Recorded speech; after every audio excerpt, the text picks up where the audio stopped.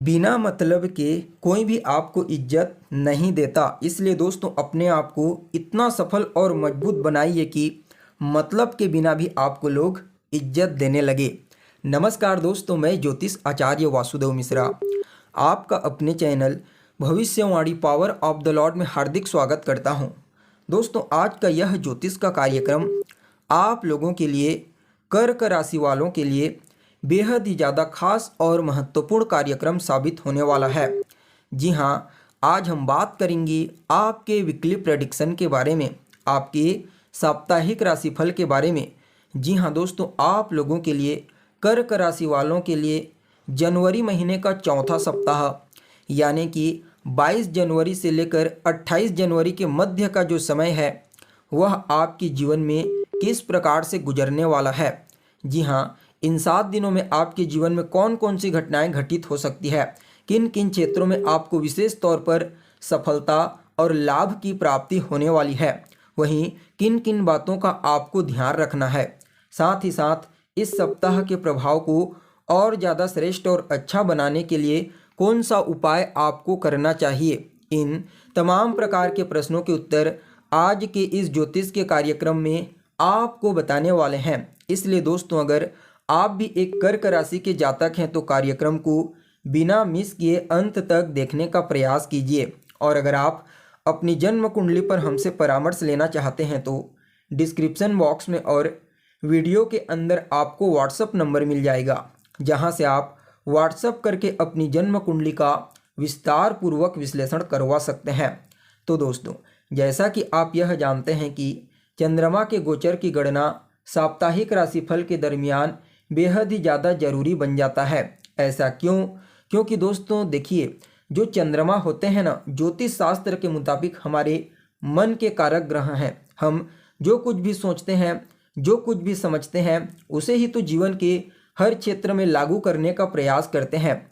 इसलिए दोस्तों जो भी घटनाएं हमारे दैनिक जीवन में घटित होती है उसके पीछे सिर्फ और सिर्फ चंद्रमा का ही हाथ होता है। इसलिए चंद्रमा की गोचरीय स्थिति का ज्ञान साप्ताहिक राशिफल के दरमियान होना बेहद ही ज़्यादा जरूरी बन जाता है। ऐसे में अगर इस सप्ताह चंद्रमा की गोचरीय स्थिति के बारे में चर्चा की जाए तो चंद्रमा सप्ताह के पहले दिन यानी कि 22 जनवरी को चंद्रमा अपनी उच्च राशि वृषभ राशि में गोचर करेंगे और अपनी उच्च राशि में गोचर करते हुए कुछ मामलों में आपको श्रेष्ठ परिणाम प्रदायक साबित होंगे। वहीं सप्ताह के मध्य पड़ाव में 23 और 24 तारीख को चंद्रमा का जो गोचर होगा वह अपने शत्रु बुध की साधारण राशि मिथुन राशि के ऊपर होगा। हालांकि यहाँ पर चंद्रमा पर 3 ग्रह शुक्र, बुध और मंगल, इन 3 ग्रहों की दृष्टि पड़ेगी। परिणाम स्वरूप चंद्रमा के बल में विशेष रूप से वृद्धि हो जाएगी और चंद्रमा यहाँ पर भी आपको श्रेष्ठ परिणाम प्रदायक साबित होंगे। वहीं 25 और 26 तारीख को चंद्रमा अपनी खुद की मूल त्रिकोण राशि कर्क राशि में गोचर करेंगे और यह बात तो हर कोई जानता है कि कोई भी ग्रह जब अपनी मूल त्रिकोण राशि या फिर उच्च राशि में गोचर करता है तो अत्यंत ही श्रेष्ठ परिणाम प्रदायक साबित होता है। वहीं सप्ताह के अंतिम पड़ाव में यानी कि 27 और 28 जनवरी को चंद्रमा का गोचर उनके मित्र सूर्य महाराज की मूल त्रिकोण राशि सिंह राशि में होगा। जी हाँ, चंद्रमा सिंह राशि में गोचर करते हुए देवगुरु बृहस्पति की पंचम दृष्टि और न्याय के दाता शनिदेव की सप्तम दृष्टि से दृष्ट होंगे। हालांकि यहाँ पर शनिदेव का जो नेगेटिव इफेक्ट पड़ेगा उसे देवगुरु बृहस्पति अवशोषित कर देंगे। क्यों?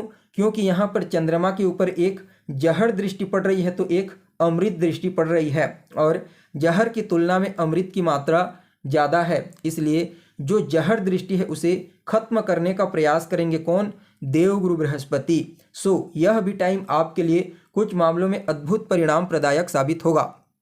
तो दोस्तों देखिए, आपके लिए कर्क राशि वालों के लिए सप्ताह के पहले दिन चंद्रमा आपकी कुंडली के एकादश भाव यानी कि 11वें भाव में गोचर करेंगे और 11वें भाव में उच्च राशि में गोचर करते हुए चंद्रमा आपकी आय की स्थिति को मजबूत बना देंगे। इस समय आपके जीवन में आय के एक नहीं बल्कि अनेक रास्ते खुल जाएंगे।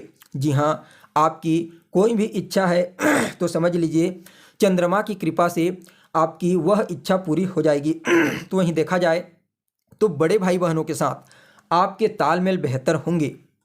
आपके बड़े भाई बहनों को उनके कार्य क्षेत्र में विशेष तौर पर सफलता, मान सम्मान और प्रसिद्धि की प्राप्ति होने वाली है। देखिए, जो 11वां स्थान होता है यह छठे से छठा होता है। परिणाम स्वरूप रोग, ऋण, शत्रु, इन तीनों चीज़ों से चंद्रमा आपको इस समय बचाने का प्रयास करेंगे। वहीं यहाँ पर देखा जाए तो छठा स्थान का तो प्रभाव देंगे ही देंगे, पंचम भाव का भी प्रभाव यहाँ पर देखने को मिलेगा। ऐसा क्यों? क्योंकि देखिए, पंचम भाव पर चंद्रमा की दृष्टि पड़ेगी। तो ऐसे में आप यह कह सकते हैं कि यह चंद्रमा आपके भौतिक सुख साधनों में तो वृद्धि कराने वाला होगा ही होगा, साथ में संतान को लेकर के जो टेंशन और तनाव अभी तक आपके मन में बनी हुई थी वह टेंशन और तनाव दूर हो जाएगी। संतान को भी उसके करियर में विशेष सफलता की प्राप्ति होगी। वहीं चंद्रमा सप्ताह के मध्य पड़ाव में यानी कि 23 और 24 जनवरी को आपकी कुंडली के 12वें भाव में गोचर करेंगे और 12वें भाव में गोचर करते हुए 3 ग्रहों की दृष्टि से दृष्ट होंगे। तो जो जातक लंबे समय से विदेश जाने के लिए प्रयत्नशील हैं, समझ जाइए उनको चंद्रमा, मंगल, शुक्र और बुध की कृपा से विदेश जाने का मौका इस समय प्राप्त होगा। निवेश के मामले में भी आपके लिए इस समय को काफ़ी अनुकूल कहा जा सकता है। जी हाँ, कोर्ट कचहरी, अस्पताल, इन क्षेत्रों से अगर आपको समस्या हो रही थी तो समझिए उन समस्याओं से आपको मुक्ति मिलने वाली है।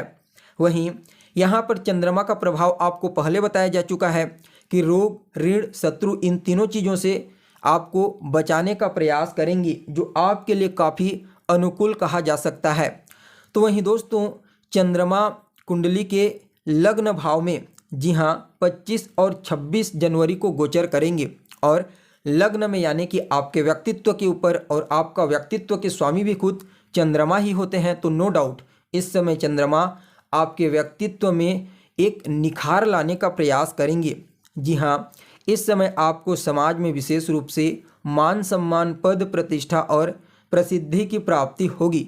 थोड़े ही मेहनत में आपको विशेष सफलता की प्राप्ति होने वाली है।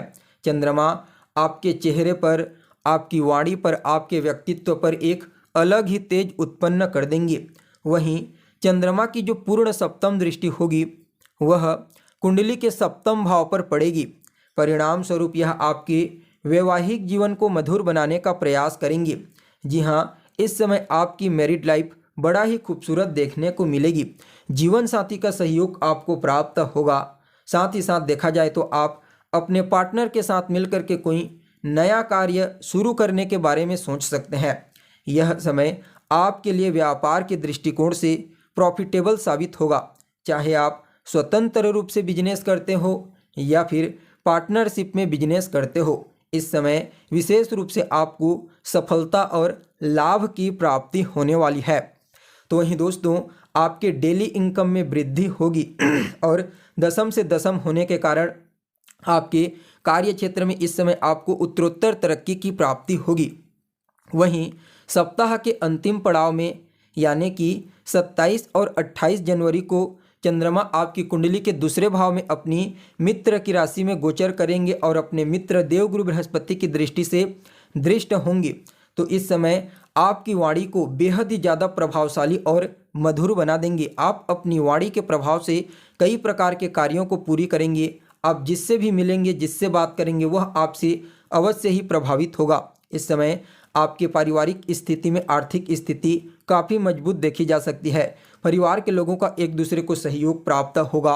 पैतृक संपत्ति का भी आपको पूर्ण लाभ मिलता हुआ नजर आ रहा है। देखिए, चंद्रमा की पूर्ण सप्तम दृष्टि कुंडली के अष्टम भाव पर पड़ेगी और अष्टम भाव आपके जीवन में अचानक घटित होने वाली घटनाओं का होता है और देवगुरु बृहस्पति जो धन के कारक ग्रह होते हैं वह चंद्रमा को देखेंगे। तो नो डाउट इस समय आपको अचानक ही धन की प्राप्ति हो सकती है, जिससे आपकी आर्थिक स्थिति और ज़्यादा मजबूत होगी।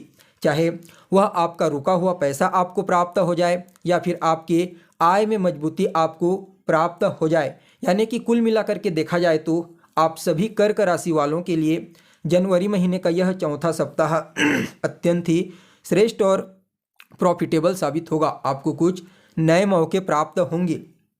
फिर भी इस सप्ताह के प्रभाव को और ज़्यादा उत्तम और श्रेष्ठ बनाने के लिए रोजाना केसर का तिलक लगाइए। सोमवार के दिन शिवलिंग के ऊपर 1 लोटा जल में 1 चुटकी काला तिल, 1 चुटकी सफ़ेद तिल और 1 कप दूध मिला करके शिवलिंग के ऊपर अर्पित करें।